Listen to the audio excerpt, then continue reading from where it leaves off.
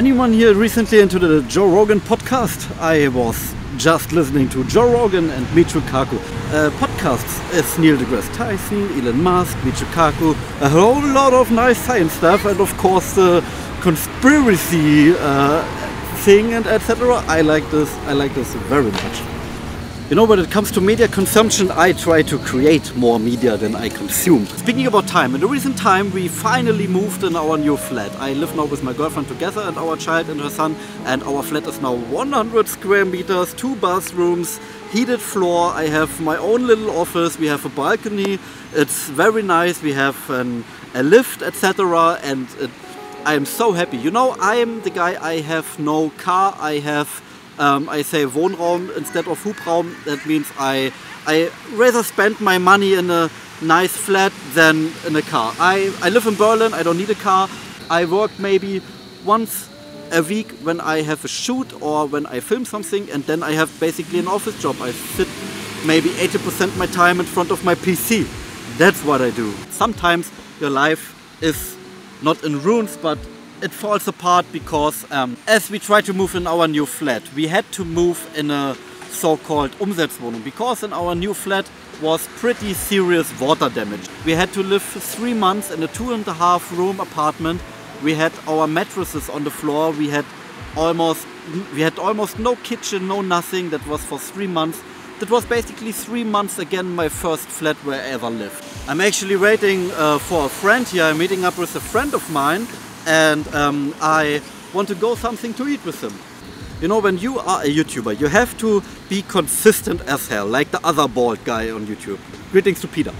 And he must be so consistent to stay relevant. I mean, when you're a YouTuber and you stop to upload videos, your income stream basically dies. Sure, people watch maybe your older videos when you're lucky, but most of the time you have to stay relevant. You have to make every week a video, maybe every 2 days. Or 3 days. I would suggest that being a YouTuber can be very fulfilling, but it's hard work. It's very hard work.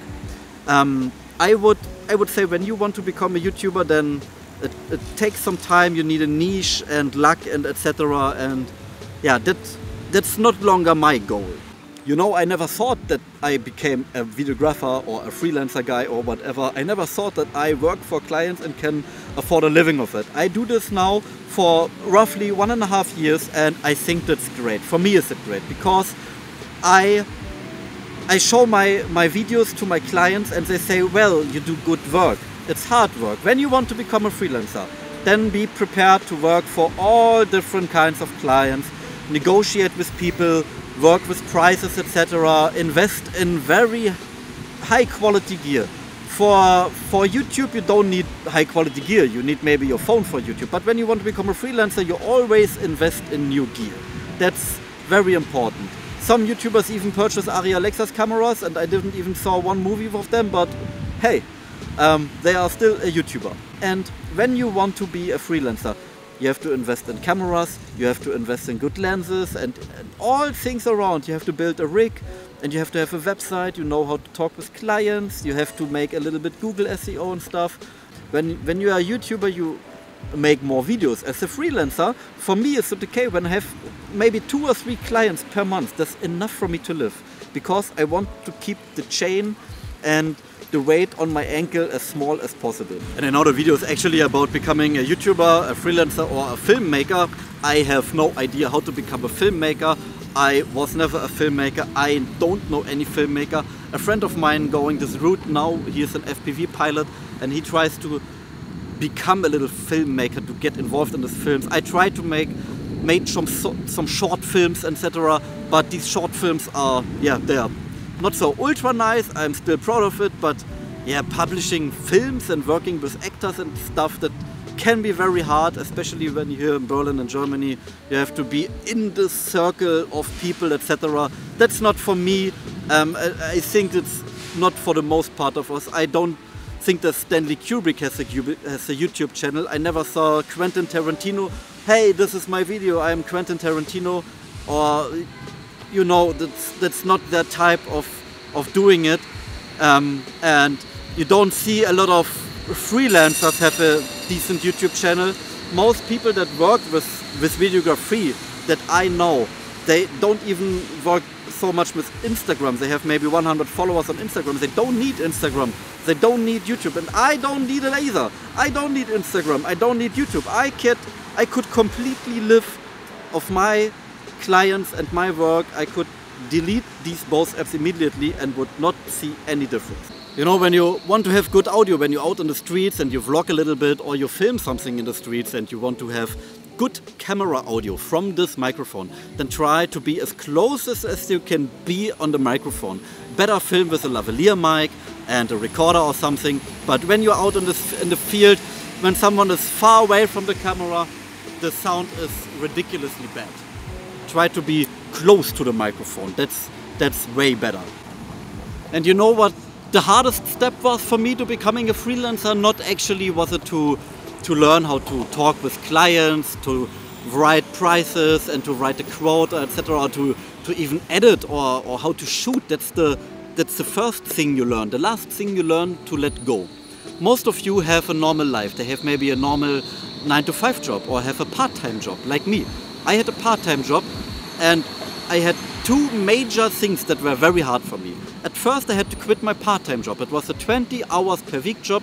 It provided me with my rent. I could pay the rent from this job and everything else. The whole money I had for food and, I don't know, playing around and doing stuff came from my videography work.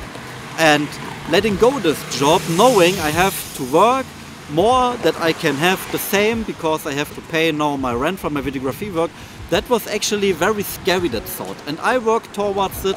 I did it this way, that I saved every month my rent. I didn't try to pay my rent from my 9-to-5 or 20-hour McFit job. I tried to pay my rent and everything from my videography work. And when I had this situation that I could pay my rent and everything from my videography work for, let's say, a year, then I had quit my job. The cool thing was, at this month where I quit my job, I made in 1 month the same amount of money I made with my part-time job in a whole year. So I was safe for a whole year and that was ultra cool.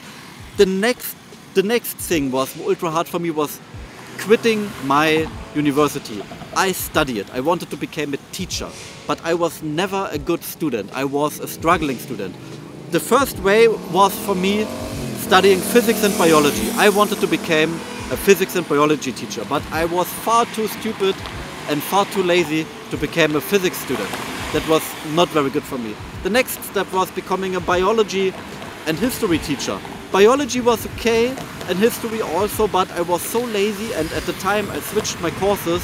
I was already making good money with my videography work, and when you now ask me, Paul, why did you quit your university and throw all these years away, these 5 years of studying? Well, I make with my videography job, I have more money, more time and more fun as a teacher.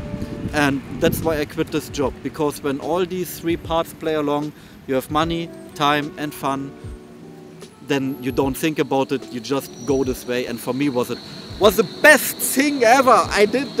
I love my job now. That was the best decision ever, really.